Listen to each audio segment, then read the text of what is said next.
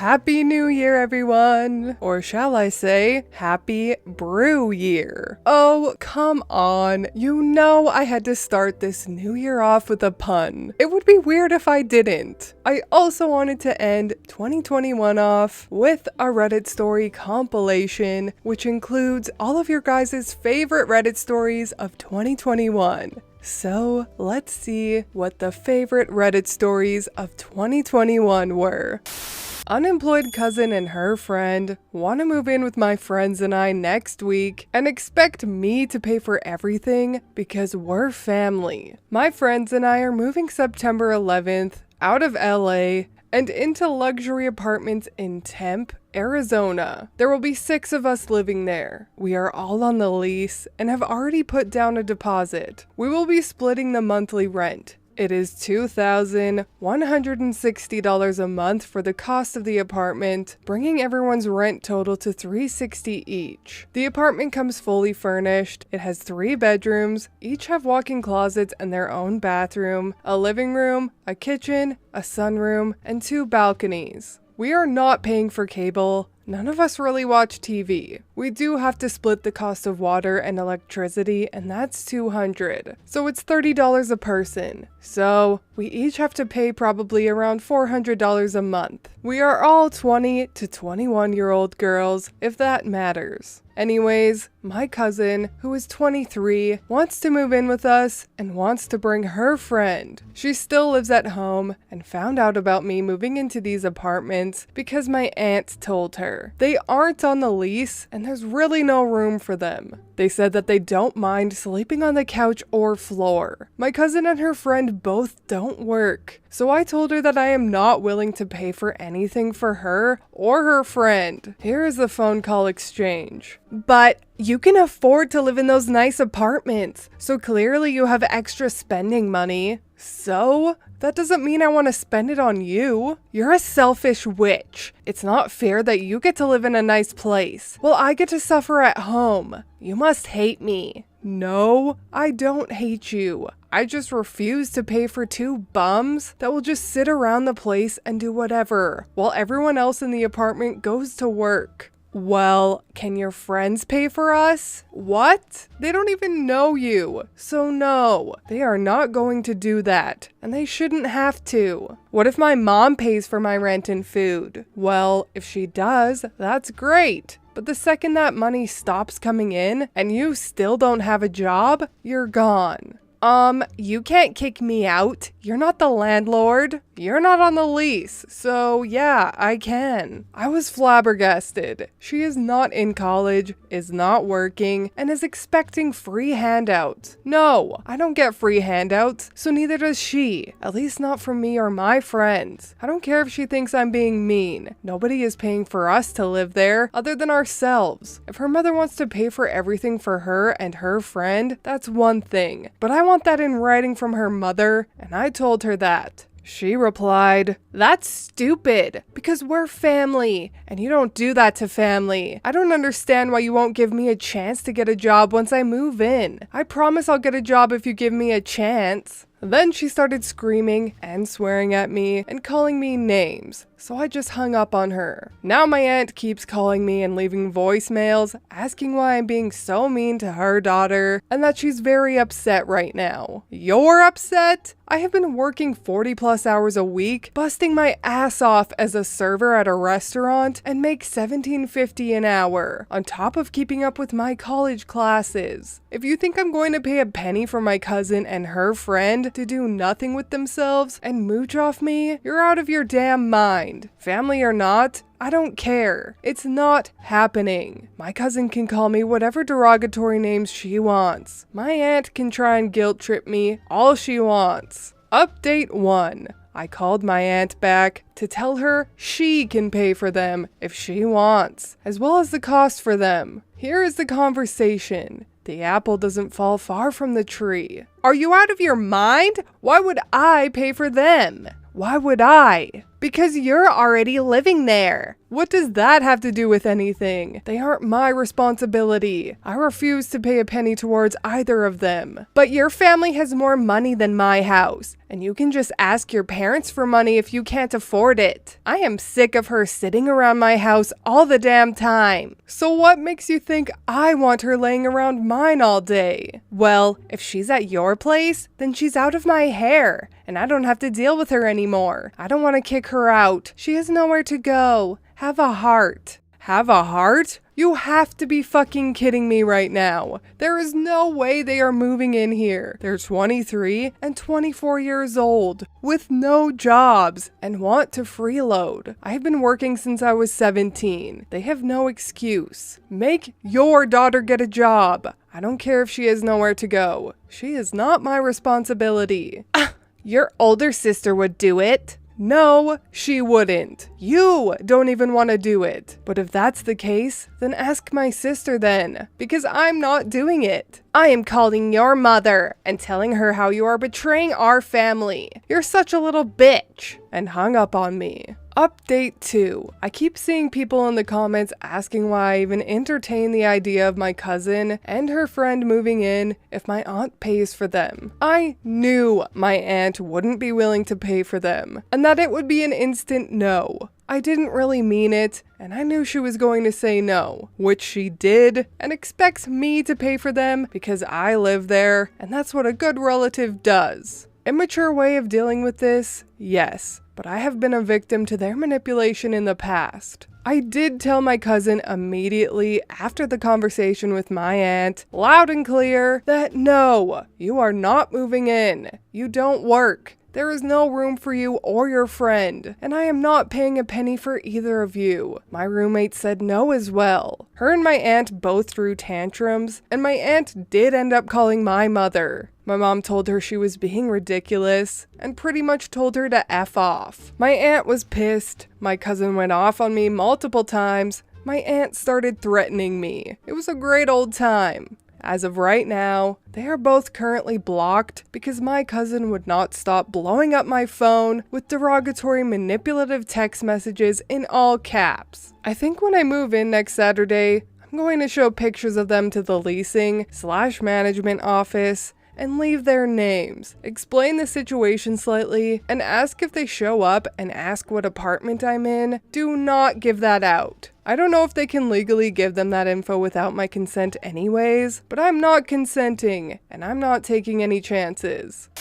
Yeah, not only is 8 way too many people for a 3-bedroom apartment, I'm pretty sure anyone that's not on the lease can't legally move in anyways. OP would have to get the lease rewritten and approved if her cousin and her cousin's friend moved in. And something tells me that I highly doubt the luxury apartment complex would approve 8 people. I'm honestly surprised that they approved 6. But regardless, what a ridiculously unreasonable request by both the cousin and the aunt. OP was right. The apple doesn't fall far from the tree. And I love how the aunt is complaining about her failed parenting. Like, your daughter only sits around the house freeloading because you let her. And if I were OP, I'd be like, yeah, aunt, no wonder you want her out of your hair. I wouldn't want to live with a miniature version of you either. And I'm not. Great googly moogly.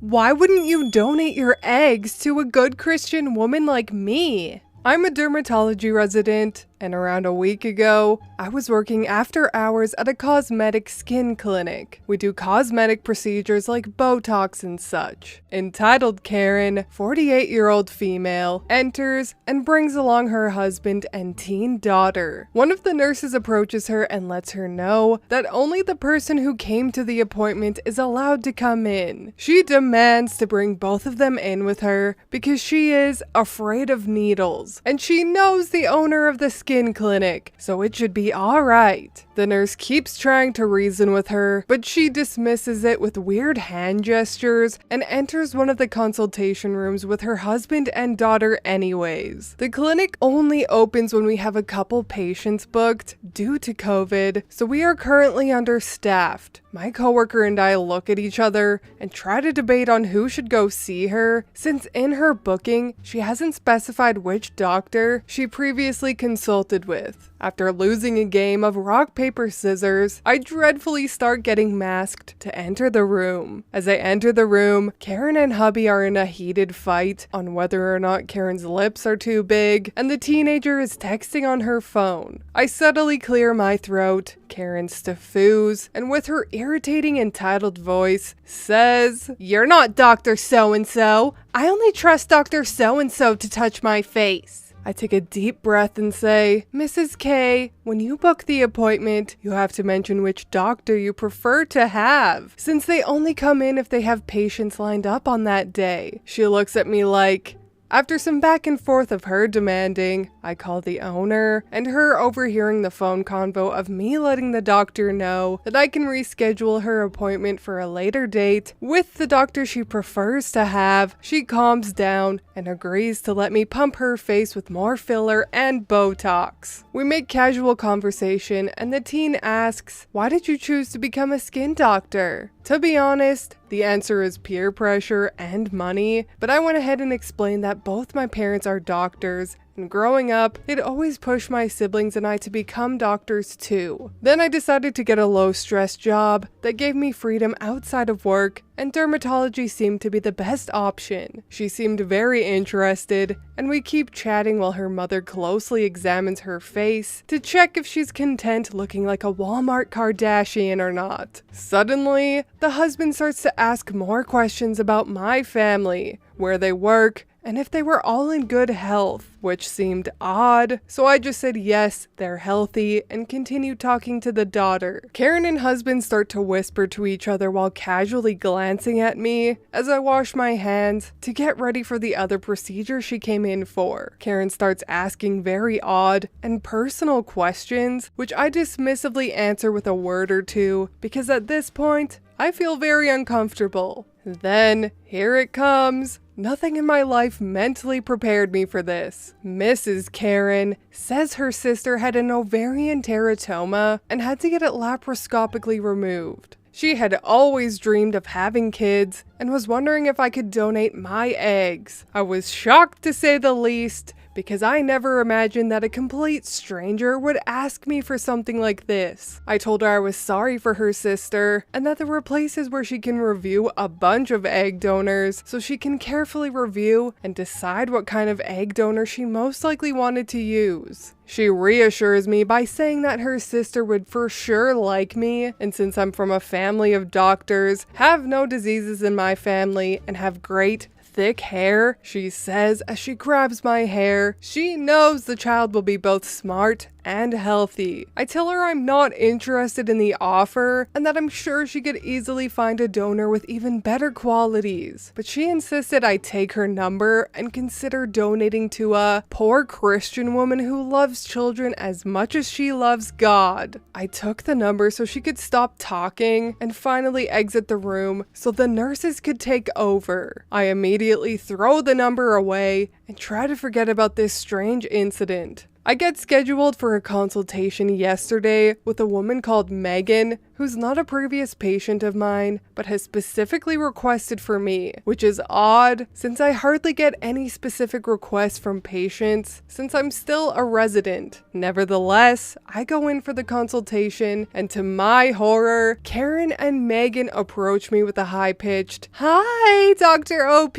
how nice to see you again." This is when I knew I was going to have a nightmare consultation scheduled that I couldn't run away from. Megan is a 37-year-old woman who claims to be a God-fearing housewife with a dream to mother a child, and that her sister had filled her in on all details and even stalked me on Facebook and found my parents and sisters too. Before she keeps rambling on, I let her know that I had already told Karen that I am not interested in donating my eggs and ask her what she wanted to get done to her skin. She acts confused and tells me, "But you would be doing a good deed by donating an egg to a woman who had her ovaries ripped away from her body," and reminds me that as a doctor and a Christian myself, as she found out through my dad's Facebook, I should be following the word of God and help her out. I have nothing against donating eggs or sperm. I think it's honorable to help someone in need to have a kid, but I don't want children.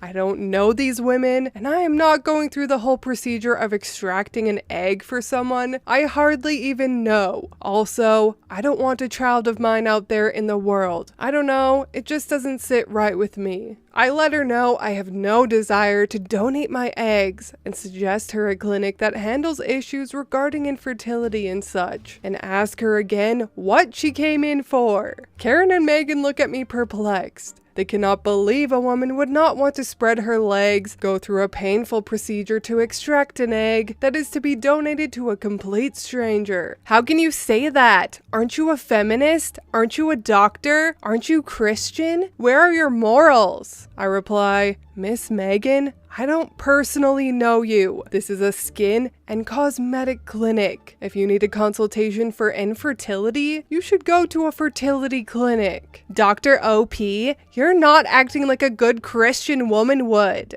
Karen says, and I just remind her that this is a place of business, and if she's not interested in a consultation for skin or cosmetic procedures, she can go ahead and leave. Karen starts yelling loudly, very unchristian words at me, letting me know that Satan will come for me because I have turned down God's will. I call my male nurse and he talks to her and lets her know she needs to leave the clinic immediately or police would be called. The entitled sisters leave as they curse me out. Isn't life great sometimes? Edit. She kept messaging me on Facebook from different accounts. My mom is OB-GYN, so I just gave her contact info and a link to a fertility clinic in Brooklyn. Hope this ends here now. Edit 2. My dad spoke with his lawyer to contact them for a cease and desist, and if they don't accept, we will go forth with a restraining order. Ah, yes. Some more lovely individuals using religion as a justification to act entitled. Just a little piece of advice here. If God's will requires you to obtain something from someone else, especially after they've told you no, then it's not God's will. It's yours. Good grief. These type of Christians make me so mad. I think I've stated this before, but 90 Day Fiancé is my guilty pleasure. And there's this guy on there named Garrick who has a wife and children, but told his wife that God spoke to him and told him to get another wife. So he went ahead and got a hot Brazilian wife that barely speaks English. And now that he has this hot side piece, he treats his actual wife like trash. But apparently it's okay because it's God's will. It's honestly horrifying, but again, these are narcissists that use religion to manipulate others. If you want to check out the rage-inducing train wreck, type in Garrick and Danielle 90 Day Fiancé into YouTube. I promise you will be hooked with rage at how this quote-unquote Christian man behaves. You will want to punch him. Anyways, sorry for going on a slightly irrelevant tangent. But yes, OP, get a restraining order ASAP if they don't stop harassing you. I just thought the food was shitty. Just got back from a hot mess disguised as a blind date and wanted to get the details down. It might get a little long, but there is some backstory that's relevant. My fiance, whom I was in a relationship for 10 years with, died in a car wreck 3 years ago. The driver of the car was drunk. No, I have no desire to talk about it. When I was a teenager, I got a job working at a movie theater. My last night working there, a plumbing emergency occurred, and raw sewage was backing up into the bathrooms and kitchen. I was issued a mop and told to get cleaning. The kitchen continued to serve food while there was sewage floating on the floor. Yes, the health department was called, and there was a legal kerfuffle. I won't eat food at that theater. Cast: Daphne, a friend of my fiance's that I've stayed in contact with. Fred, Daphne's boyfriend, with whom I have a much better friendship. Velma, a militant vegetarian. Shaggy, yours truly. Scooby-Doo, my long-lasting best friend and beloved Floof. And Mystery Machine, my new car. Daphne called me on Wednesday and informed me that she is upset with the state of my social affairs, and a girl she knows from work would love to meet me. I sort of sigh, because Daphne's the type of person who thinks the word no is a negotiation tactic and just requires finesse. She can be exhausting. Make no mistake, she means well, but what Daphne wants, Daphne gets. I ask when and where and what the dress code was. I'm informed that it's a date and I should try to avoid looking homeless. And the movie is an afternoon show, followed by dinner because Fred's got night shift. Myself, Daphne, and Velma all work from home. We make goodbye noises, and I immediately text Fred for pertinent details because Daphne will gloss over anything that she feels could be problematic. Fred informs me that this chick is super hot, and nice, and smart, but she's also a vegetarian. This raises an eyebrow, because that's not something I would really find problematic. When pressed, Fred admits that Velma may give me shit if I order a steak. Fantastic. Well, I'll pretend I'm not a carnivore for one evening, and then we can all live happily ever after. I get myself prepared for interactions with other humans, which was a non-trivial process. #quarantine life. And it's only on Thursday night. I realize something important has been forgotten. I text Daphne and make sure she remembers to ask Velma to not wear perfume, or at least not much of it. This is not because I'm opposed to girls smelling pretty, it is because I'm allergic to certain perfumes and colognes. It's not a lethal allergy, but it makes me decidedly uncomfortable. She breezily assures me Velma knows, and gushes about how excited she is to ride in the Mystery Machine and see me again after so long. The day in question arrives, and I assure Scooby I'll be back soon, and I set off to pick up Fred and Daphne. They come down upon being summoned. Fred jumps in the back, and Daphne in the front, so she can direct me to Velma's place. We pull up outside Velma's apartment building, and Daphne takes Velma and moves to sit in the back with Fred. So we wait, and I start showing off some of the cool stuff my car can do. After about 10 minutes of waiting and showing, my inner 12-year-old seizes control, and I start abusing the whoopee cushion thing my car can do. It allows you to make poot sounds coming out of different parts of the car. Myself and Fred are about to piss ourselves laughing, and Daphne is trying to look stern, but her dimples are showing and she's about to crack. These fart sounds are raunchy. Enter Velma. She throws open the door and sternly asks what the hell is wrong with all of us. Are we in kindergarten? Well, all sounds of merriment die, and we all immediately look like chastened school children. Awkward silence is rather awkward, but there's really no avenue of conversation available when you introduce yourself by berating everyone. After that stellar start, Daphne starts trying to fill the void and get the conversation going, and eventually everyone sort of loosens up, but it was just a harbinger of things to come. We get to the theater, and Fred and Daphne order their tickets. I'm next and order mine. But before I can pay, I feel indignant eyes boring into the back of my skull, and when I look, Velma's giving me a look which clearly communicates I'm apparently buying hers as well. So I do. We make it inside the theater, and Daphne, Fred, and Velma make for the concession stand, while I go nowhere near, because I'll be damned if I'm going to pay $10 for a medium drink and a medium soda I have zero interest in consuming. We take our seats after concessions are bought, and Velma asks me why I didn't get anything to tide me over until dinner. I mention that the food here is kinda shitty, and she asks point blank how you can mess up popcorn and soda. I've got zero interest in maintaining a relationship with this woman, so I regale all three with my tale of woe about sewage in the kitchen. If I'd cared, it would have been about the outrageous cost. Both girls turn an interesting shade of green as they were industriously munching on popcorn before I started the story. I assured them that I used the bathroom and saw no sewage, so they were likely fine. Fred laughed when he was suddenly gifted with 2 half-eaten popcorns, which he demolished. The Bond movie plays, everyone liked the movie, and it was off to the Italian restaurant for dinner. We make it to the restaurant and get seated, and are issued a basket of the excellent breadsticks this place is known for. Velma excuses herself to the bathroom, and Daphne, Fred and I are discussing the movie and what we want to eat. When Velma comes back, she can be smelled before she is seen, and sits back down at the table smelling like she'd just been dunked in a vat of perfume. My eyes immediately redden. I can feel a migraine start brewing, and I fight the urge to cough because allergies. Our waitress stops by and introduces herself and asks if she can get us drinks. Fred orders a beer, Daphne orders a cocktail, Velma orders a cocktail, and I order myself some delicious apple juice off the kids' menu.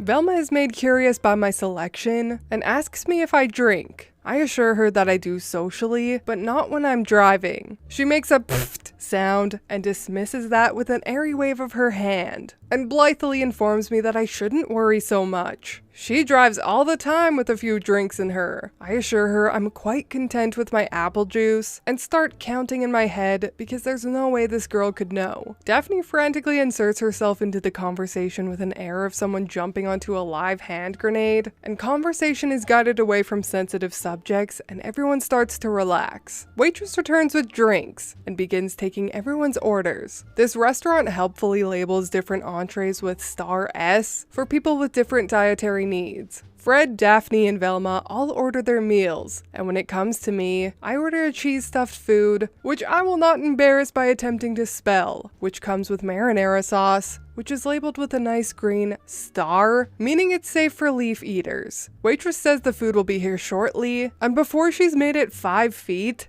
Velma starts in on me for ordering something with red sauce. Apparently she did that once, and the server confused marinara with bolognese. Tells me I should call the waitress back and reorder it with Alfredo sauce. I assure her I'm quite content with my choice, and if it comes back with meat, that's not really a problem for me. Fred's wincing by that point, and Daphne is desperately trying to get Velma's attention. Velma is evidently so incensed by my cavalier attitude, she actually has the nerve to ask me how I could be so disrespectful. I couldn't help it. I just laughed at her. When she asks precisely what's so funny, all the rage I'd been keeping bottled for Daphne's sake just goes cold and seeps out. In a tone that was so dispassionate it was unnerving, I asked why she expected respect, but gave none. I started taking points off on my fingers. Did this shit show not start with her berating us for having fun while she made us wait? Did she not give the impression she was entitled to a free movie ticket just for breathing? Did she not come back from the bathroom doused in perfume, which she was told I was allergic to? Did she not blithely endorse driving tipsy, considering a drunk driver killed the love of my life? And now, she has the nerve to object to someone's food choice, which was made with her preferences in mind. Out of respect to her, mind you, because it might come back with meat, but I'm being disrespectful. I stood up and went in search for our waitress so I could clear my portion of the tab. I guess I seemed pretty angry, because everyone magically moved out of the way, and the waitress definitely raised an eyebrow once I tracked her down. She rang me up and gave me my copy of the receipt, and I tipped her at least $20 over the total, because girl deserves it given what I've left her to deal with. I did mention that my table might need some extra napkins on the way out. Update. Fred texted me first and complimented me on my power move, asked if my balls were okay because they were dragging on the ground on the way out. Daphne texted me this morning, pleading for me not to hate her, claiming she knew her friend Velma was a little snippy sometimes, but had no idea she was that bad. I assured her that I do not hate her, but did want to have a little bit more say in who she introduced me to in the future. She promises this will be the case. We'll see if she remembers. Fred said that after I left, he was trying so hard not to start laughing and making everything worse for Daphne. He even managed to keep it together while both girls tried to figure out what to do. Completely lost it when the waitress brought over a mound of napkins, which caused Velma to burst into furious tears. He didn't know if it was him laughing or the napkins that started the waterworks, but it was bad. They got separate Ubers to go home. OP is an absolute legend. Good for him for knowing his self-worth and not allowing the perfume-doused vegetarian ruin his new mystery machine. Such a satisfying read. There's truly nothing better than an entitled date getting put in their place. And the fact that OP just left them all stranded at the restaurant is even more glorious. But honestly, I would have noped that date the minute she didn't laugh at fart noises. The audacity. Also, yes, OP paid the dog tax and shared a picture of Scoobs, so here he is. What a little cutie. I have no doubt that he is a good guard dog against overly perfumed, entitled individuals. You want to go through my phone just because I'm going through yours? Greetings, Redditors. I've just twice survived a journey through the best place to witness aberrant human behavior. No, it wasn't Walmart at 2 a.m. It was the airport. The act of going through security and getting on an airplane has a tendency to give me some anxiety. And by some, I mean borderline gibbering madness levels of anxiety. Knowing this, I went to my local adult use dispensary and asked for the good stuff. I think I specifically told the girl that flying makes me anxious and I'd like to be so high that I can look down and see the plane at cruising altitude. She gave me a hilariously expensive bottle of THC/CBD pills and recommend I take one, wait a half hour, and if I still feel twitchy, take another. And naturally, I disregarded her correct advice and ate 3 while I had my shoes off in the TSA line. Figured that would be the sweet spot to avoid high around police paranoia, and it would hit me before the plane's safety briefing started. And I was not wrong. I recall sitting down in my more expensive and roomy than usual seat and found myself so stoned, I was marveling at my own thumbs. The person sitting next to me was a pretty girl in her late teens or early 20s, and it seemed as though she found my mental state kind of funny. We started chatting about this and that, and it came up in conversation that I have a dog, and she simply refused to believe he was as adorable as I said he was. Naturally, I whipped out my phone and brought up pictures and a video of my fur baby. There was much "aww" to be had, and then I guess she was done with the guided tour and decided to pick up my phone and start going through my gallery. I didn't react in time to prevent her from grabbing as I was intoxicated, but I did come up with a funny way to fix it. I grabbed her phone from her tray table and started fiddling with it. She didn't notice right away, so I started adding little frustration noises and grumbling about the stupid thing not unlocking. She looked over and flipped right out. "What the fluff do you think you're doing?"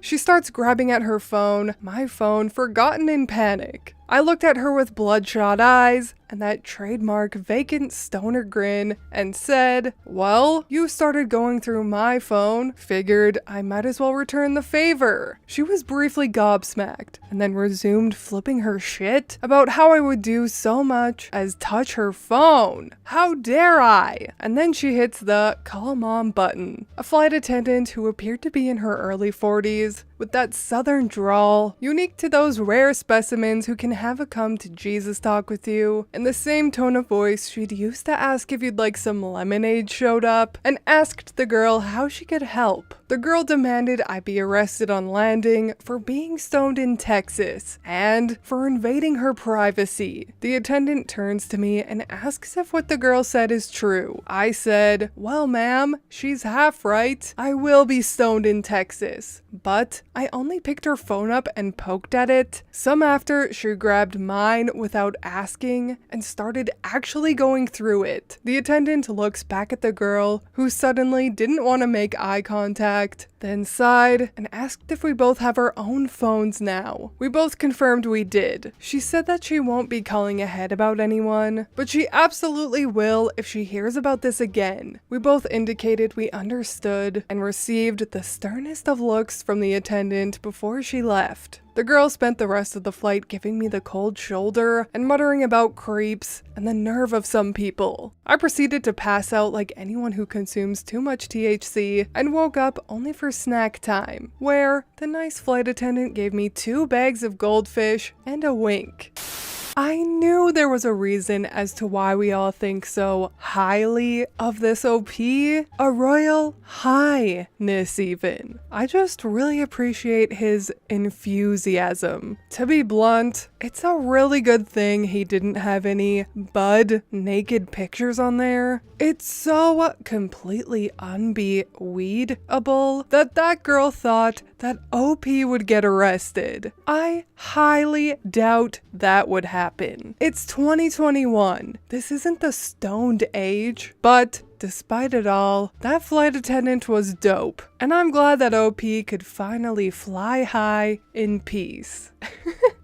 How many puns was that? 8? I think that might be a new Brew record. I hope I didn't put you through too much pain from that. But if weed puns are a sin, I'll see you all in hell. Okay, I'm done now, I promise. Halloween tradition ruined by entitled people. This happened over 10 years ago, so some of the dialogue may not be word for word, but it was the actions that are key to the story, so dialogue is not too important. My wife and I don't have any children. We were not able to have any due to health reasons, but we enjoy kids and used to live in a suburb which had many families with small children. Every year, we would go all out for Halloween for the local children. We probably have enough Halloween decorations and animatronics to supply a couple haunted houses. Like I said, we go all out. It's our favorite holiday, obviously, and we tried to do a different setup every year to keep the kids on their toes and dress up to hand out candy. Each year we would divide the decorations. In the backyard we had strobes, scary music, fog machines, and several animatronics. In the front yard we had some more tame decorations, with my wife dressed up, handing out candy for younger kids / kids too scared to come into the terrifying backyard. I had a huge candy dish set up, but I was hidden out of sight, controlling some of the effects and animatronics. We would do something extra special for the kids that were first to show up. One year it was king-sized candy bars for the first 10 kids. Another year we gave candy and $1 coins. But this year we were feeling generous, so we decided to do $5 to the first 10 kids. My wife had 5, and I had 5. I chose to lay out 5 regular-sized candy bars, with a $5 bill taped to each one. Now, I know what you're thinking. This is setting ourselves up for disaster with fighting and greediness. But we honestly never had any issues in previous years. I always used the honor system in the backyard, allowing the kids to get their own candy, and everyone was always respectful. Anyways, this particular year it was overcast, and it had gotten very dark before the kids even started trick-or-treating. I took advantage of the darkness with some of the more stealthy animatronics. Ones that moved but were hard to see because they were not lighted, like snakes, spiders, and bats. From the sidewalk, kids that were not scared or wanted to be scared would walk down a small path through grass I let grow close to knee height, which helped camouflage the strobe lights and fog machines, with a few small outdoor speakers playing creepy / scary sounds or music to a clearing in front of our shed where we had this huge, creepy-looking wicker chair with a motion-triggered zombie that sat in it. You would have to pass in front of the zombie to get to the candy that had a sign stating, "We use the honor system. Please take one piece of candy." My wife and I had a system to communicate for when someone would take one of the $5 candy bars so that we could make sure no one would double dip. I would flip the floodlights on the corner of the house. Well, the first kids showed up. A boy, about 8 or 9 years old, his 4 or 5-year-old sister with their mom. It was not uncommon for kids to be accompanied by their parents if they dared to go into the backyard. Both kids took one look down the dark path and chose to go to the front yard for candy. This continued for about 10 minutes before a kid, about 13 years old, gathered up the courage to come through the backyard. Yes, I scared the crap out of him. He was a little shook and was hesitant to take candy, likely thinking something was going to jump scare him if he did. So I set down the controls and stepped out from the shadows, which scared him again as I was wearing a long black cloak and black gloves and skeleton face makeup.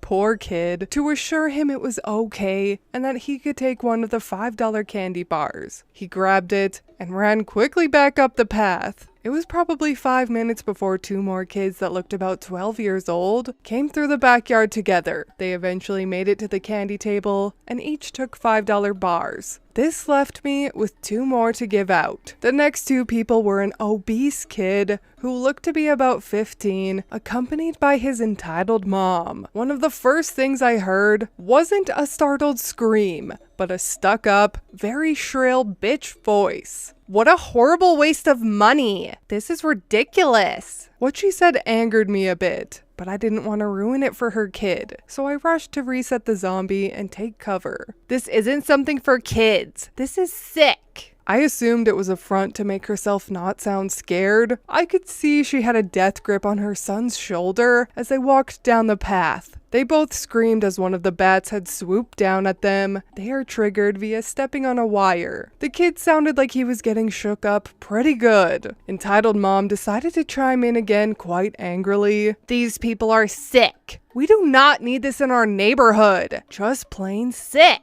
It was quiet again until her teenage son screamed, and I could hear him trying to fight back tears at this point, like a bumbling, whimpering cry. But they pressed on. "I will take care of this. Just you watch." Now, I was assuming this was a parent that was trying to reassure her frightened teen. Lol. So I didn't think too much about her comment at that moment. I was too busy thinking about how to scare this bitch next. I stood behind the shed, waiting silently for the zombie to trigger. Waiting for probably a solid minute. When I realized they should have triggered it by now, I peeked around the shed to see Entitled Mom and her son waddling. Their size prevented them from being able to run towards the entrance. It only took me a second to notice they had stolen all of the candy and the 2 $5 candy bars. I was pissed. I started running after them. I got about 3 good strides in before I tripped over wires. WTF? I looked down and saw that EM had ripped out the wires on the animatronic bats. I was seething at this point. She and her son made a break for her car, which was parked in front of my next door neighbor's house. I was at full speed, but the car started and she stomped on the gas. I banged on her passenger window, where her fat son was holding the full candy bowl with a huge grin on his tear-streaked face. No, the window did not break. It just only made EM recklessly speed out of her parking spot with no regard for children that were trick-or-treating all over the neighborhood. Several parents and neighbors came up and asked me what was going on. I explained what happened. Thankfully, one of the parents had gotten the license plate number. I was ticked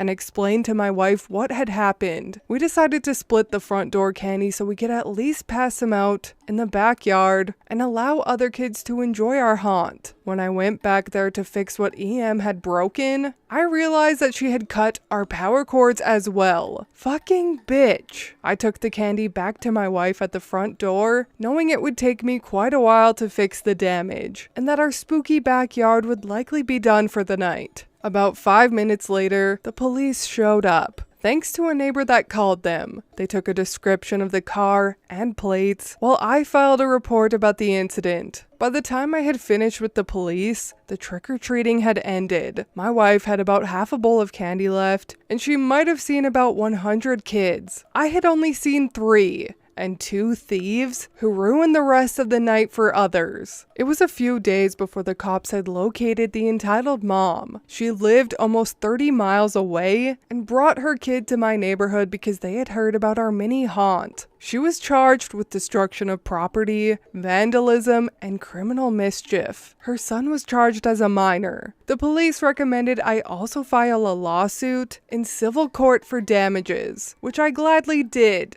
The fallout. In court, EM tried to claim that I was bringing Satanism into the community, a community she didn't even live in, and that she felt that she had to do something to stop it. They were as snide as ever in court. The judge obviously saw through that, since why would she need to fucking steal if that were the case? And EM was found guilty of destruction of property and vandalism. She got 6 months in county jail. The son, being a teenager of age, spent some time in a juvenile detention. Apparently this was his 3rd strike with the law, which was why his punishment was a bit harsh. They did not elaborate on what he did previously, obviously.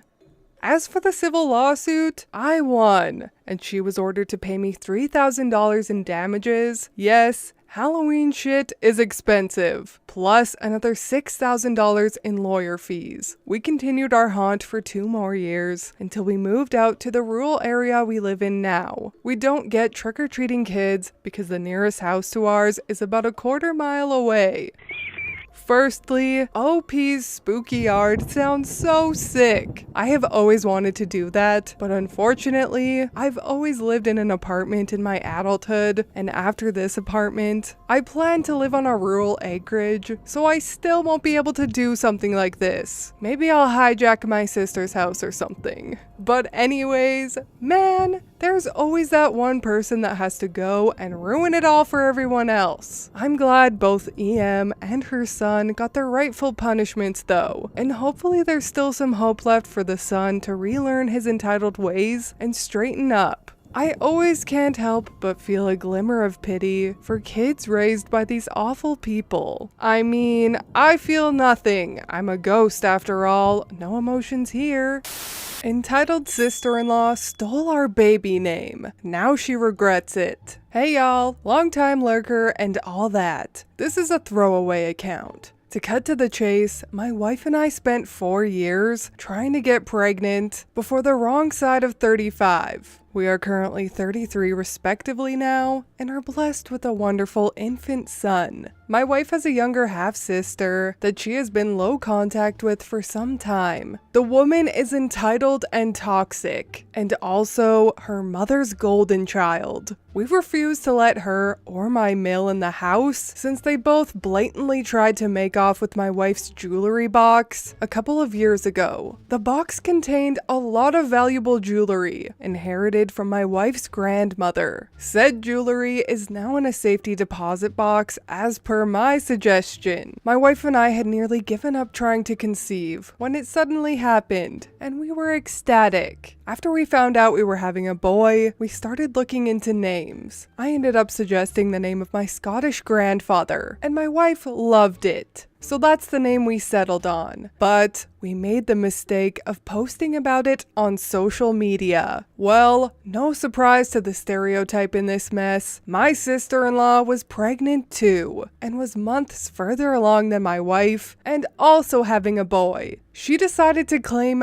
my grandfather's name for her own son, and not just the first name, but the middle name too. We called her pissed over what she was doing, and she smugly told us there's nothing we can do about it. Which, she was sorta right. There was nothing we could do about it legally, as it's still not a crime to steal planned baby names. We realized that drama was exactly what my sil wanted, and she thought that by taking the name for herself, we'd not be able to use it. I laughed and told her that while what she did was dirty and underhanded, we would keep our chosen name and she could just deal with it whether she decides to go through with copying us or not. Well, my Sill's baby daddy called me and said I was an unreasonable dick for still wanting to use the name after Sill claimed it. I said she claimed nothing, and since we couldn't own the name, then neither could they. Before he ended the call, he threatened me by saying I'd be sorry if we didn't change the name. Then he hung up before I could respond. Months later, sister-in-law has a healthy baby boy and names him my grandfather's name. We did not show up for the birth, both because of the pandemic and because we simply didn't care to be there. Sister-in-law called us wanting congratulations, but we told her we simply didn't care, and that if she was still insisting we change our baby's name, then she'd be in for some big disappointment, because we were not. Sill demanded I put my wife on the phone, but it was already on speaker, and my wife spoke up and said she agrees with me entirely. We weren't changing the name.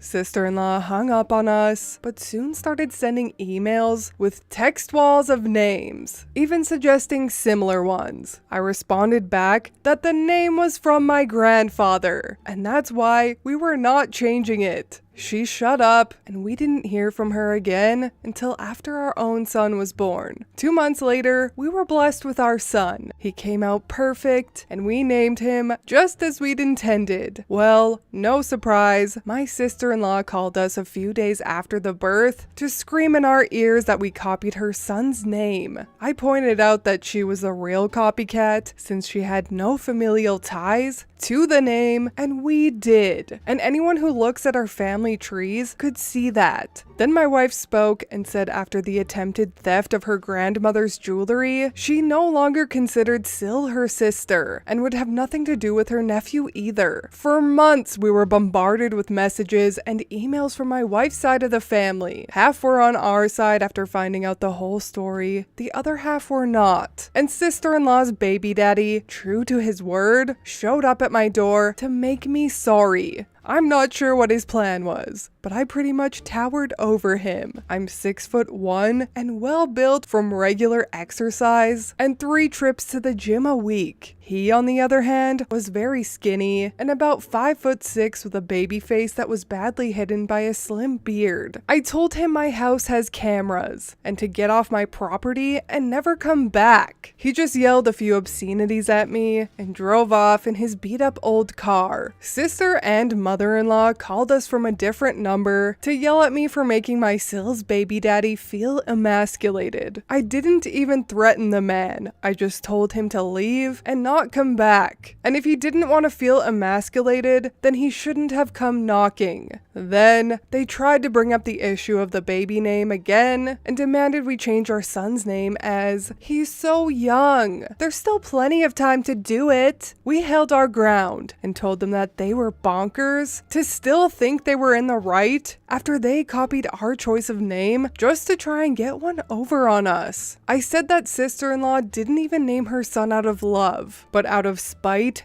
just to try and stick it to my wife for no good reason. Then my wife called them both out on the way she was treated growing up, how entitled Sill and Mill have always been, and how she was glad to leave them far behind, and she wants nothing from them, and they won't have anything from us. That left Sill sobbing, and Mill called me a royal bastard before hanging up the phone. That was no contact again for a little while, till sister-in-law called us again sometime later to bitterly tell us we'd won. She and her baby daddy got in a huge fight, and he left. He was apparently very sore that sister-in-law didn't let him even give their son a middle name from his family, and he said he was sick of the bullshit and wanted his son named after him and not some guy he wasn't even related to. Sister-in-law finally caved, and they got the boy's birth certificate reissued with a completely new name, which cost Sil around $500, or so she claims. Sil then demanded we at least compensate her for the name change, plus another $100 for the emotional damage, as she's now going to have to get used to calling her son by a different name. We laughed and said this would have never happened if she hadn't stolen our baby name to begin with, and we didn't owe her anything. Since then, we've been no contact with sister and mother-in-law, but my father-in-law, who's a very nice man and divorced from Mill for obvious reasons, would come by often and loves his grandson. From what he and other relatives told us, the situation between Sil and her baby daddy was pretty tumultuous. But we don't care. Not our monkeys, not our circus. I love this OP. It's always nice to read stories involving strong-willed OPs with shiny backbones. His wife seems great too. I am always flabbergasted at the hills that people are willing to die on. Sister-in-law stole a family name from a family that she's not even related to. How would that have possibly gone in her favor in the first place? And not to mention, it's so fucking weird that she would want to use her brother-in-law's grandpa's name. It almost makes me think that this Sil is secretly attracted to her sister's husband, aka OP, and wishes OP was her husband. Or maybe it's just normal jealousy, or maybe she just likes to be confrontational, who knows? And who really cares, I guess. OP and his wife cutting contact with Sil was definitely the right choice.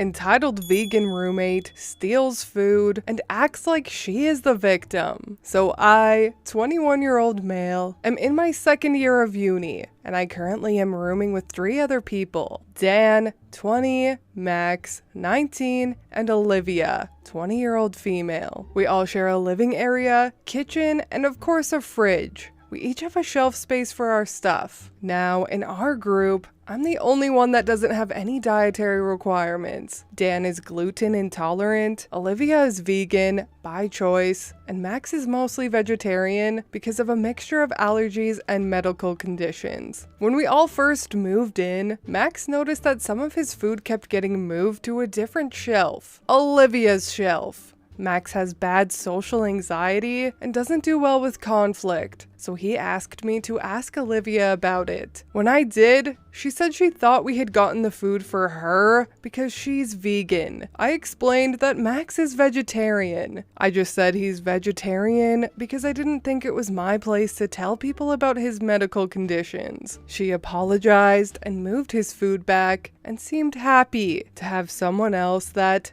understood veganism. For the first few weeks, everything was fine. She did get a bit pushy every now and then with Max, trying to get him to go full vegan, saying that meat is the hard part and how easy it would be to stop eating milk and eggs, etc. We all decided to order takeout. We ordered Chinese. There is a beef-based dish that not only can Max eat, but it's also his favorite. We sat down and started eating, and when Olivia saw Max eating the dish, she went to get some. Max quickly stopped her and told her it had beef in it. She asked why he was eating it then. Max sheepishly replied that he can eat this dish. She started yelling that he can't make exceptions to vegetarianism when he feels like it. So Max explains that he's only vegetarian because of medical reasons. Olivia told him that he shouldn't call himself a vegetarian then, and went to her room. Today, Olivia refused to talk to anyone and would leave the room if Max came in. Max was clearly upset, so I knocked on Olivia's door and asked to talk. She let me in, and I told her that the way she's been treating Max is not okay. She said she felt lied to. She thought she had someone who cared about the same things that she did. I told her that it's okay to feel that way, but that's not Max's fault, and what she's doing is wrong. She yelled at me saying it was in fact Max's fault for misappropriating the label vegetarian and started comparing it to being a hate crime. crime. I shut that shit down right away. She's literally the only one in the group that doesn't belong to a minority, so this did piss me off, and left to join Dan and Max, who had gone to the arcade. When we got back, the place was a mess. Max's stuff had been thrown into the living area, some of his gaming equipment and medical stuff had been damaged, any meat product in the house had been thrown in the trash, and empty milk cartons were in the sink, which were full. Her shelf in the fridge was empty, and anything that was vegan friendly was taken, so most of Max's food. Max was crying at this point, so we called our RA, and she said she would talk to Olivia and would probably have her moved because this wasn't appropriate. We are hoping Olivia gets moved, but she hasn't been back yet today. However, we moved Max's stuff into Dan's room just in case. Annoyingly, we just did our food shop a few days ago, so we don't really have enough money to replace anything.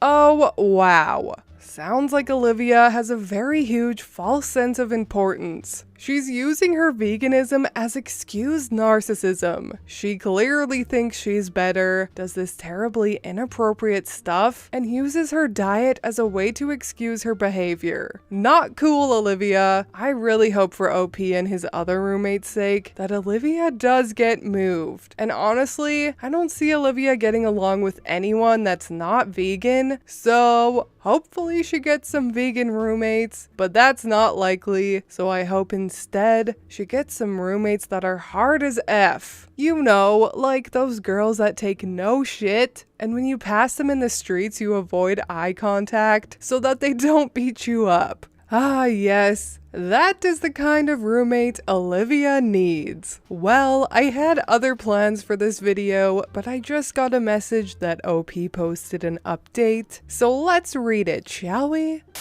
Entitled Vegan Roommate Update. Firstly, thank you for all the advice you gave. Unfortunately, we had cleared up the mess without taking pictures, but we took pictures of the damage and the RA is kind of a witness since she saw the mess and damage before we touched it. Olivia tried to come back, and with the help of the RA, we prevented her. We told her unless she is going to replace everything, we are going to file a police report. She broke down, saying she didn't want us to call the police, but couldn't buy animal products because that was against her beliefs as a vegan. After crying and yelling, she agreed to transfer over money to cover food and the damaged items. It came up to a few thousand. Luckily, healthcare, while not great, isn't overly expensive here. She reluctantly handed over the key to her room, and the RA recorded us while we packed her stuff. We found a mini fridge that had all the missing food. She then was let in to get her stuff and took extra long, sulking and trying to make us feel bad. When that didn't work, she started getting aggressive and yelling. Slurs were thrown at both Dan and Max, and RA got campus security to remove her. Like some of you predicted, she did try and pull the big scary men bullying her for being vegan card. But that doesn't really hold up when these big scary men are either dance majors, Dan, 5'5" and built like a stick, me, or a 5'3" trans guy with crazy levels of anxiety whose stomach will implode if he eats meat. Again, thanks to all the comments and advice and even the offers to give money. Someone did mention a student food bank, and they have said, since the medical stuff takes priorities, if we don't have enough, we can have some access to the student food bank. While not being suspended, Olivia is now banned from any of the on-campus housing or student halls. Thanks again for all the kind words. Fingers crossed with our new roomie. Yes, fingers crossed for the new roomie as well. I'm really glad it all worked out for OP and his friends. And again, I really hope Olivia gets her just desserts one way or another in the future. Karen accuses me of cheating on my wife with my wife. Hello Reddit! This story takes place a few years ago and still makes me laugh. I'm a math teacher at a really high-class school. We have a dress code, very formal, which is strange since we're in a beach city in a tropical county. But I digress. Our principal, also the owner, wanted to implement the model that he saw at a school in London, I guess. Thankfully, he put ACs in all the rooms so we don't die. The worst thing about the school is definitely Karen. I don't have to work with her as much as other teachers do, but when I have to, she's a real pain in the ass. She's entitled, stubborn, stuck up, and it's impossible to have a normal conversation with her. Also, she always makes the simplest of things way more complicated, and I suspect that she's earned something on the side with doing that. I've never said anything or confronted her though, because I'm a really chill, non-confrontational person. And I'm also afraid of her position with the owner. She's his niece. December comes, and the owner invites all of the employees to a party at his mansion. It was a pool party in the middle of summer, and needless to say, no one was going to be dressing formally. I arrived to the party with my wife, and we proceeded to greet everyone. As expected, no formal clothes in sight. Just swimsuits and hot weather type clothes. I introduced my wife to a few people who didn't know her, and everything was nice. Until Karen arrives. Karen arrives with her daughter Lucy, who was our best student that year, the same year that she graduated. She was set to be going to a very prestigious medicine college, and we were all so proud of her. Shockingly, Lucy was not entitled and actually a very pleasant person. Karen, of course, made sure that the world knew how big of a genius her daughter was. Lucy was dressed in a nice sundress and had a bag with what I assumed had her swimsuit in it. Karen, on the other hand, was wearing something not suited for a pool party / 105-degree heat. She was wearing a very fancy beige dress with shining jewelry, heels, and a lot of makeup.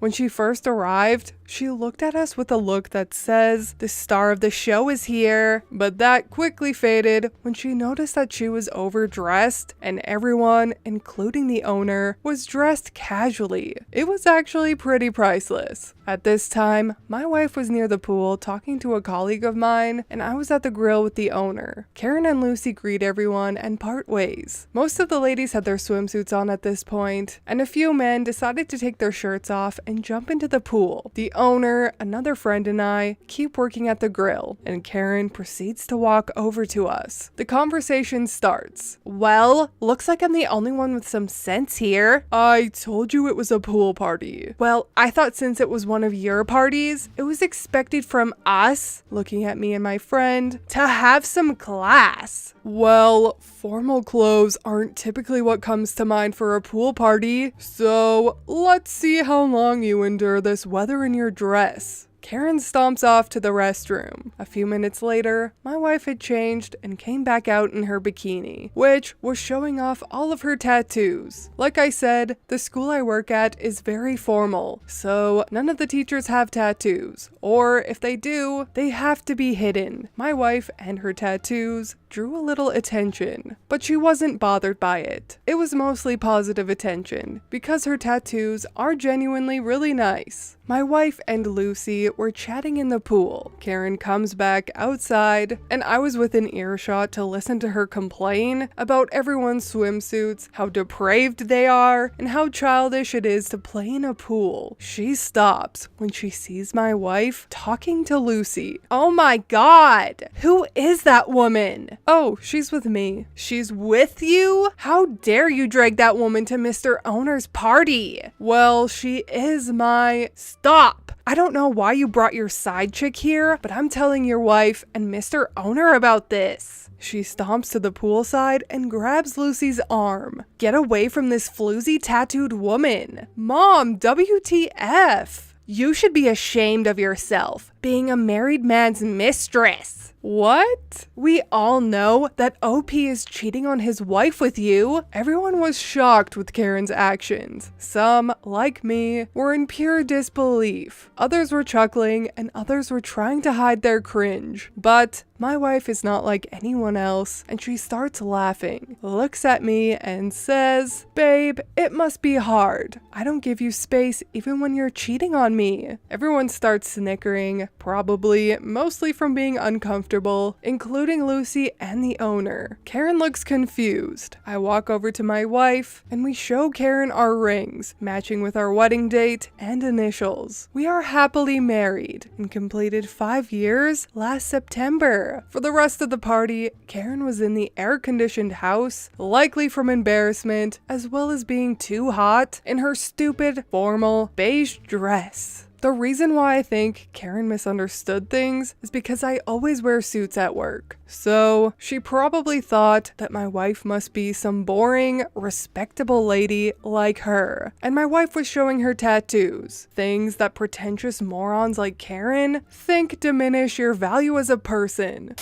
Bruh, it's 2021. It's not uncommon for people of all status, shapes, and sizes to have tattoos. These stuck-up Karens need to get over it. Having tattoos does not devalue whatsoever. I even feel like more people have tattoos nowadays than those who don't. And it's your prerogative. Live and let live. Anyhow, there are a couple little mini stories in the comment section of this exact thing happening to others that are so flabbergasting that I wanted to read them for you guys. True story. These parents both worked for our local VA. Both were prior service Navy. Dad was in radiology as a tech, Mom was a ward secretary, and later the head WS. They had lunch together as often as possible, easily 4 days a week minimum. Everyone knew they were married. Enter new dude, Dr. Chip on his shoulder, loudly and self-righteously berated them in the cafeteria in front of patients, staff, etc. Literally took both of them pulling out their wallets and showing matching driver's licenses before he stopped screaming at them about setting a horrid example by committing adulterous acts. No apology.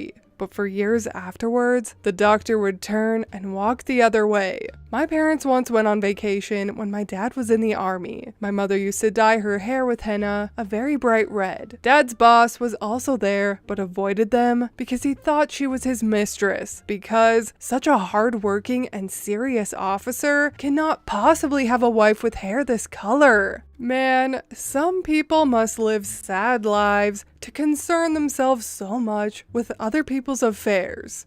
Get it? Affairs? I'll see myself out.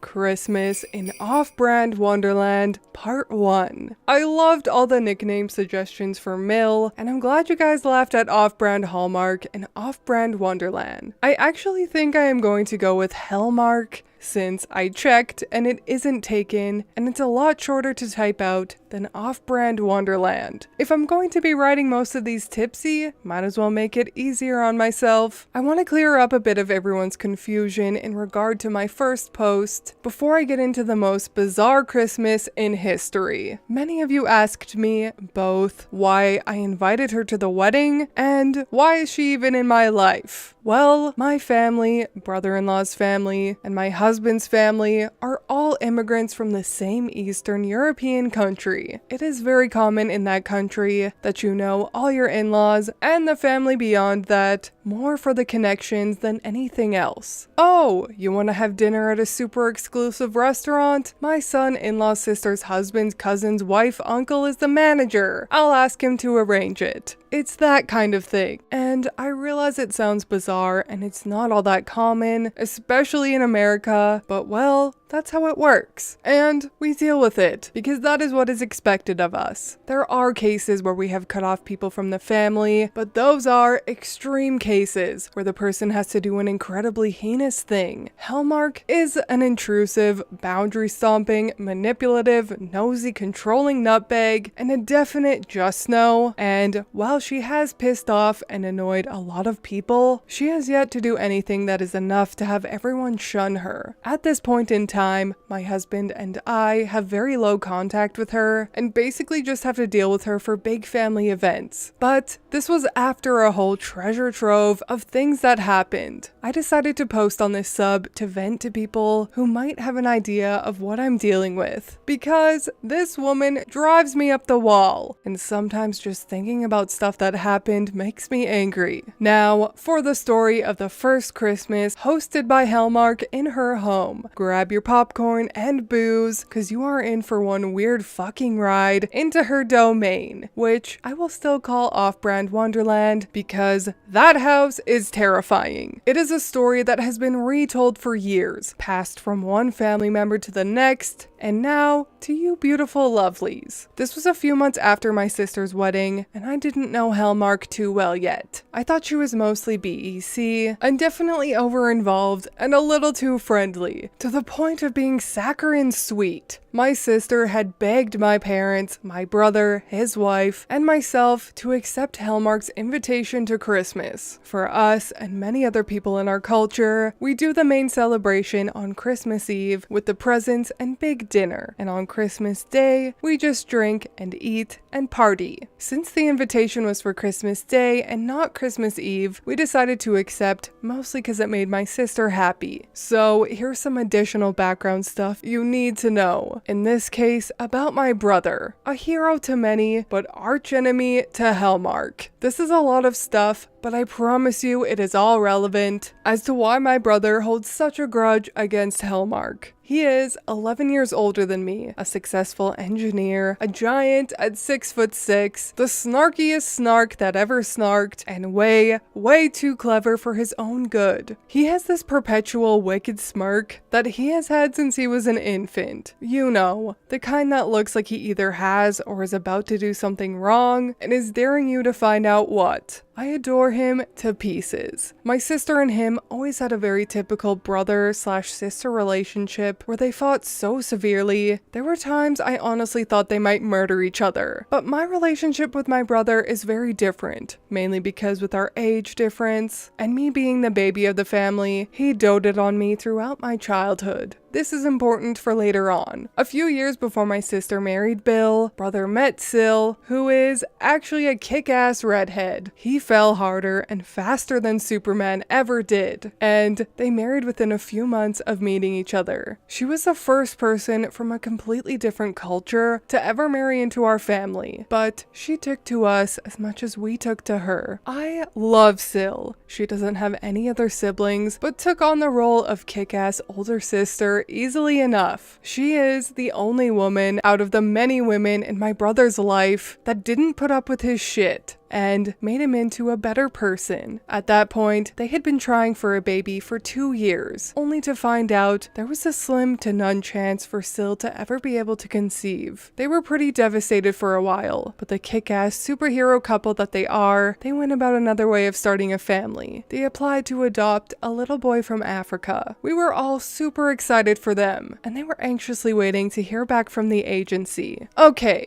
now that you're all caught up, onto the story, which I write as I am buzzed on whiskey and cackling as I recount it, not just for you beautiful people, but also for my husband, who says it's one of his favorite Hellmark stories. As is custom, we all brought some food and booze to Hellmark's house. The invitation, which arrived in the mail, specified a dress code of no jeans and green tops. Yes, there was a dress code. Brother and sister-in-law decided to carpool with us because he announced that he would only go if he didn't have to stay sober. We were already drinking on the drive-in because we just knew we would need it. So we drive up to the huge two-door style house and son of a nutcracker. It's like a Christmas nuclear bomb exploded on the one house in an otherwise subtle neighborhood. The house was lined with multicolored lights that flickered in a drug-induced pattern. There was no tree or bush in sight that wasn't covered in lights. Even the fucking mailbox was covered. This was no winter wonderland. No.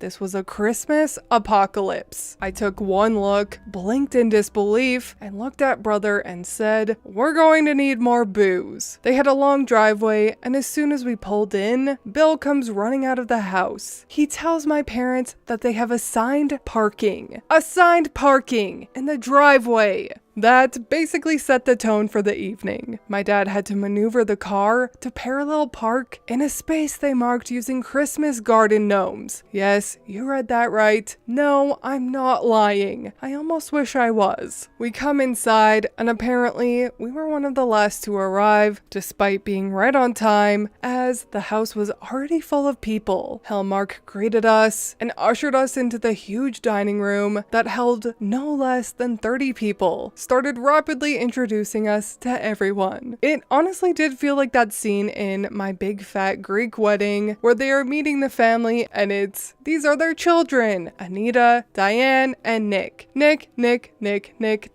and Nikki. There seemed to be two very popular names in that family that everyone used for their kids, including my brother-in-law's brother. They were all wearing red, cause this makes it all festive and shit. Even though I was standing next to my brother, I could literally feel him think, what the fuck did we just walk into? The table was set up like we were at a banquet. There were centerpieces that included candles and pine branches, which might have been nice if it wasn't for the fact that the goddamn giant banquet table had a string of multicolored Christmas lights wrapped vertically around it. I'm pretty sure Hellmark was single-handedly responsible for a Christmas light shortage in that state. To add to it all, we had assigned seats, place cards, and all. Was I sitting next to my fun parents and my adoring brother? No! I was placed between my brother-in-law and his brother, who is as much of an annoying douche as his mother. He walks around and acts like some wannabe mobster, with hair slicked back and gold jewelry, plus an exaggerated Eastern European accent. Fun fact, at my sister and Bill's wedding, I was plastered, which meant tactful and polite me was dormant, and blunt me that wants to start shit was out. And I said to Bill's bro, "Dude, what's with the accent? We all know you were born and raised in Pennsylvania. Literally no one talks like that." And he told me to staffu, and I said it back mocking his accent. He's not a fan of me. Seeing where I was sitting, I took a deep breath and turned to Hellmark, focusing on the still sober part of me to bring up the politeness my parents drilled into me. I asked her if it was possible to switch seats, and the expression on her face went to plastered on smile, and an oddly shrill yet polite voice came out of her. "I took great pains to make this seating chart work, so it will be perfect. I would really prefer that you go to your assigned seat." I am ashamed to say, my friends, that I was so bewildered and new to this brand of crazy that I was rendered speechless. My beautiful bullet bourbon had failed to increase my charisma, and I stood there and stared in what must have been a most amusing look of disbelief. Brother, being the savior and hero of man that he is, stepped into the ring then with a loud and exaggerated gasp.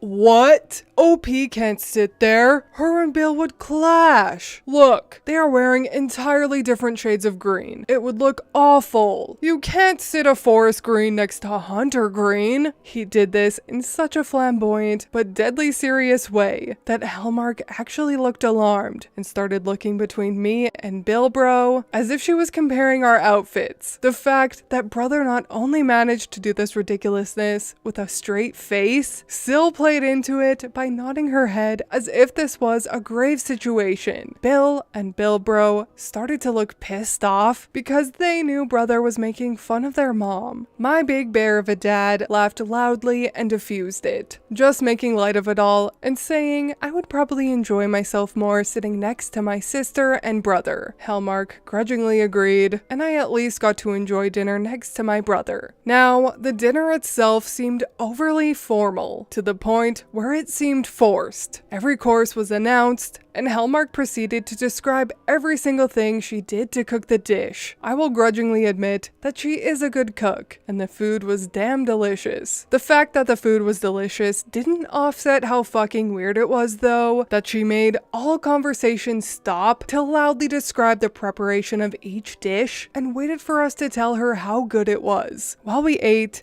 Hellmark steered conversation between my family and her family, sharing little tidbits she knew of us. Did you know that OP works with animals? It sounds like so much fun, if not for the smell. Oh, brother, did you know random relative also wants to be an engineer? Maybe he can talk to you about it. Oh, OP's mom, I love your sweater. I think random relative has the exact same one. It was weird and superficial shit like that, and frankly, it made it feel like we were all playing a part in a movie that Hellmark couldn't get funding for. Brother at that point was fairly tipsy and acting silly, cause he too couldn't comprehend the situation we found ourselves in and started using an overly flamboyant voice, which is even funnier given that his normal voice is like a foghorn level of deep. Why, these dishes are fabulous! And they would be more fabulous if this room had marble floor, and then we can throw them on the floor. Sil and I were laughing into our drinks, but my sister started hissing at my brother to stop and that he was being a rude asshole. Brother's face gets super serious, and he looked at sister and said, "I'm sorry, I would move away to not bother you, but I'm not allowed to." And of course, Sil and I burst into slightly louder giggles, which interrupted what I am sure was a riveting story Hellmark was in the middle of telling. She CBF'd and looked over to us, her face quickly going into a wide fake smile. "Oh, I am so glad you guys are having a good time. Do you want to share what's so amusing?"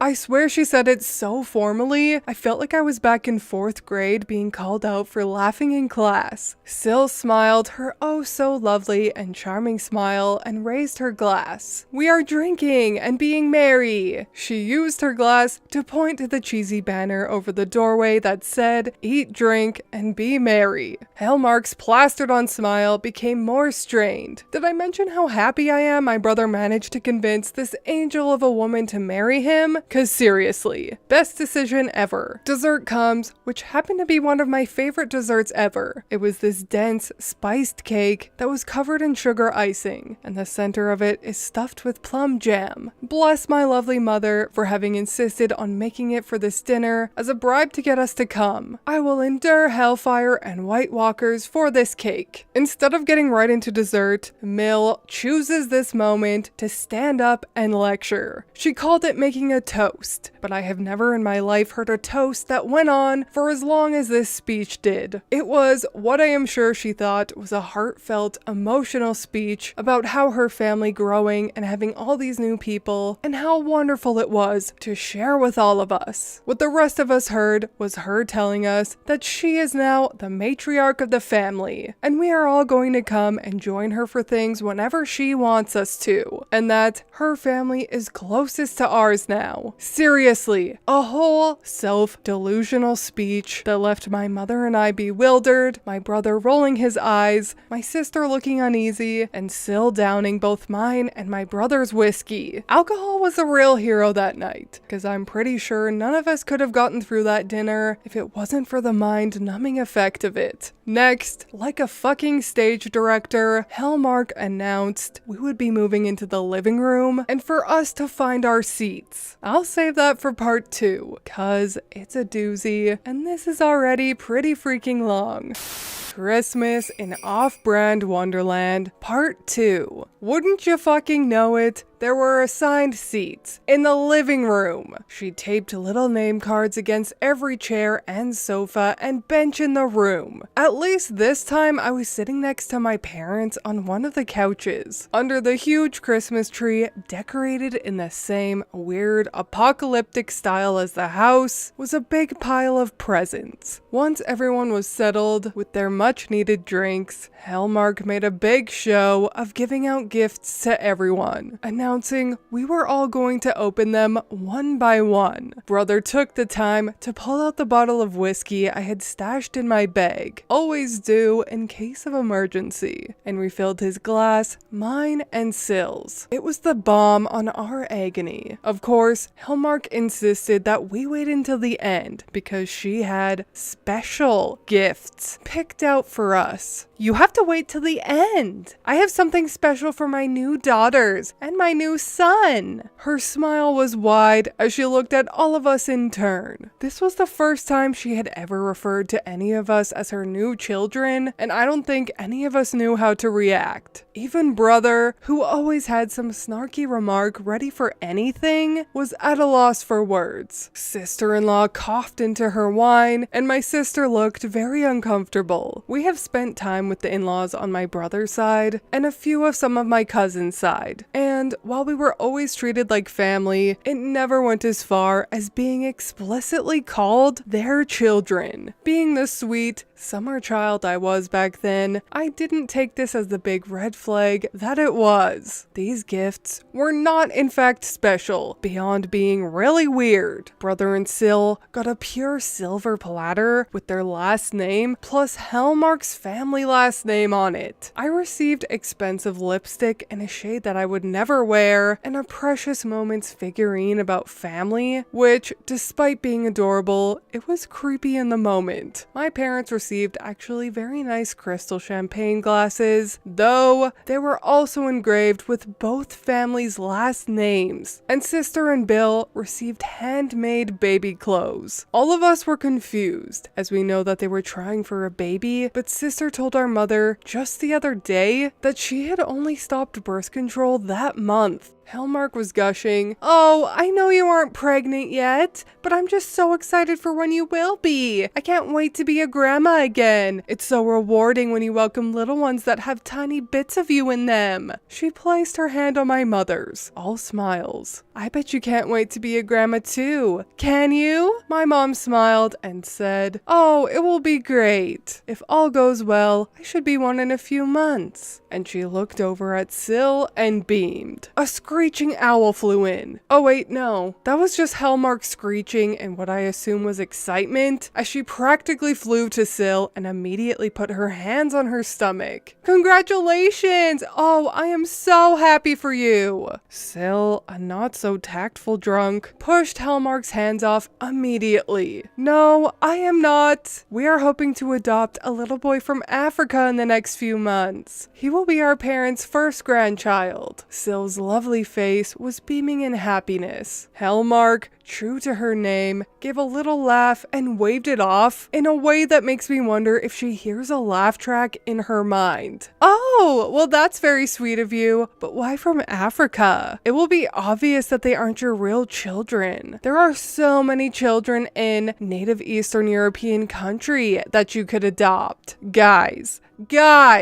you know that moment in Game of Thrones where Bran is in the vision and the Night King turns to look at him and we were all like, holy shit? Well, multiply that feeling by 1,000 and you were close to being in the moment when Hellmark opened her stupid mouth. Now, my lovelies, I must tell you this one very important thing about my brother. It is extremely difficult to anger him. I've seen it happen maybe 3 times in my life, and it's unlike the anger of any person I had ever known. You see, snark is his default setting, and he can handle most situations, even those that annoy him, using the snark that is so heavily woven into the core of his being. When brother is angry, he doesn't get quiet, or especially loud. No, his snark switches to a level of absurd, borderline psychotic. His voice pitch never changes, but his sarcasm and snark meld into a dangerous melody that cuts a person to shreds. You sometimes read in books that someone's eyes flash in anger, but brother's eyes start glinting like a sharp knife. It is truly terrifying to watch, let alone be on the receiving end of it. He sets his glass on the table without a coaster. Take that, that bitch? And you can almost see his anger rolling off him like heat waves. Dear God, you are right. They won't look like us. Of course they're not our real kids. I mean, everyone knows that having kids doesn't mean anything if you don't look alike. Man, guys, if looks could kill, Hellmark would have had the most painful death ever. Everyone went quiet.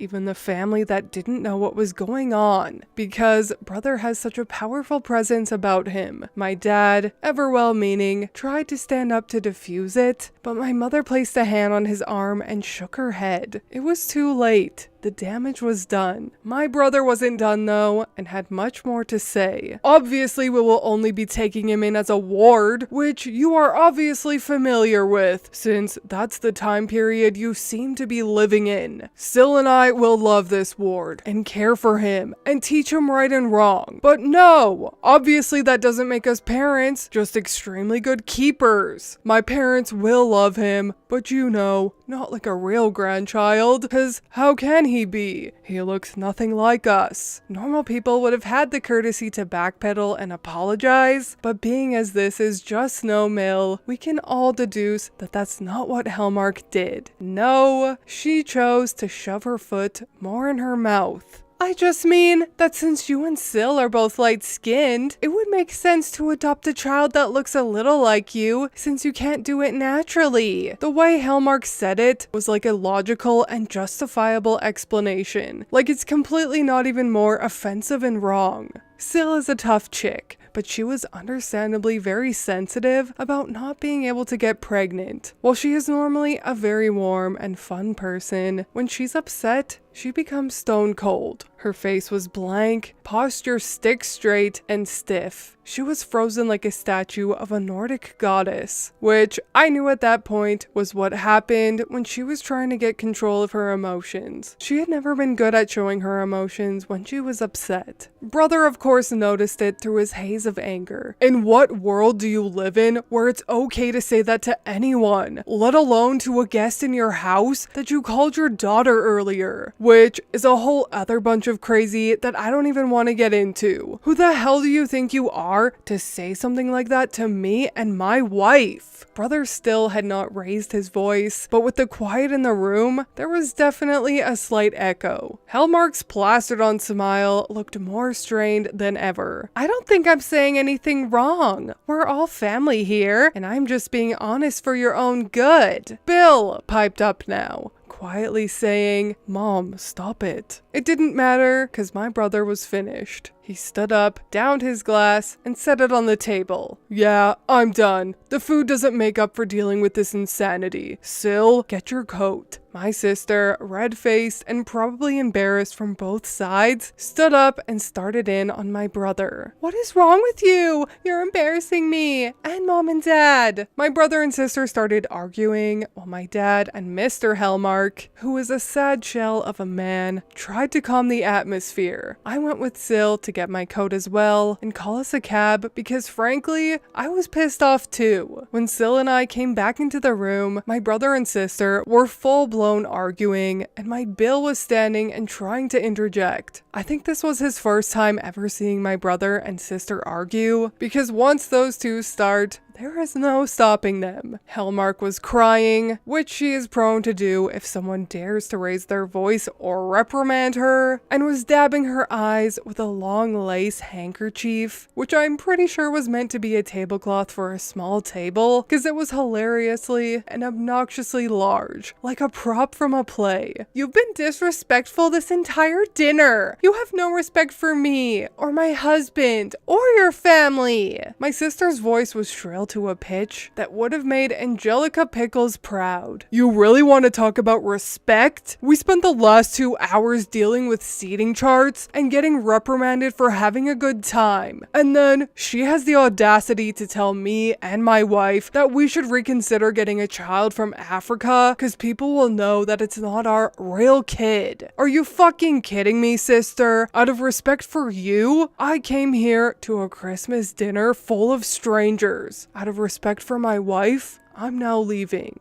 Sil handed him his coat just as my phone rang. It was the cabbie. he was outside. I grabbed my glass to finish the whiskey, setting the glass down. My sister was complaining and arguing to my parents, while Bill comforted Hellmark, who was wailing how she just wanted a perfect Christmas with her new sons and daughters. Brother and Sil already stormed out, and I looked at the rest of the people who were watching the spectacle and quietly talking to each other. "Merry Christmas, everyone," I said with a big smile. On my way out, I took an unopened bottle of cognac from their bar. Yes, I stole it. No, I'm not sorry. We needed it. Brother, Sil, and I got in the cab and drove to my parents' house, where we proceeded to get completely plastered and gorge ourselves on Christmas Eve leftovers. The combination of a stressful night and a lot of alcohol made Sil burst into tears at some point. I had never seen her cry, and it sucked. She's one of those quiet criers where she tries to hide it, and it breaks your heart seeing it. Brother and I comforted her the best we could, meaning Brother hugged her, and I kept refilling her drink. I suck at comforting people. My parents showed up like an hour after we did, and my mom rushed to Sil and gave her a big hug. Neither of my parents were thrilled with that day, and my mom had some serious words with my sister about how she acted after we left. Alas, as is common in my family when dealing with nutbags, they rug swept a lot of that night. Hellmark sent a very formal handwritten card of apology to my brother and Sil, and my sister apologized. Brother has never forgiven Hellmark for making Sil so upset about a subject that was still pretty raw, and he has refused to deal with her since. The few times he had, he mirrored her behavior in a way that was definitely Oscar-worthy. I am happy to say that a year later, Brother and Sil came back from one of the several trips to Africa with a little 3-year-old boy and the love of my life. He's an amazing, bright, and fun little guy. Though he may not look like his mom and dad, he laughs and jokes and is just as clever as they are. When you see the three of them together, there is no doubt they are one kick-ass superhero family. So, suck it, Hellmark! You know I had to end it off with Hellmark, the mascot of Brewmas. How could I not? I hope you enjoyed this Best Reddit Stories of 2021 compilation. It's been a great year for me thanks to you guys, and I really, truly appreciate all the support you've all given me this past year, and I hope you continue to do so. Happy New Year to you all. I wish you all the most success, happiness, and good health in 2022. Bye!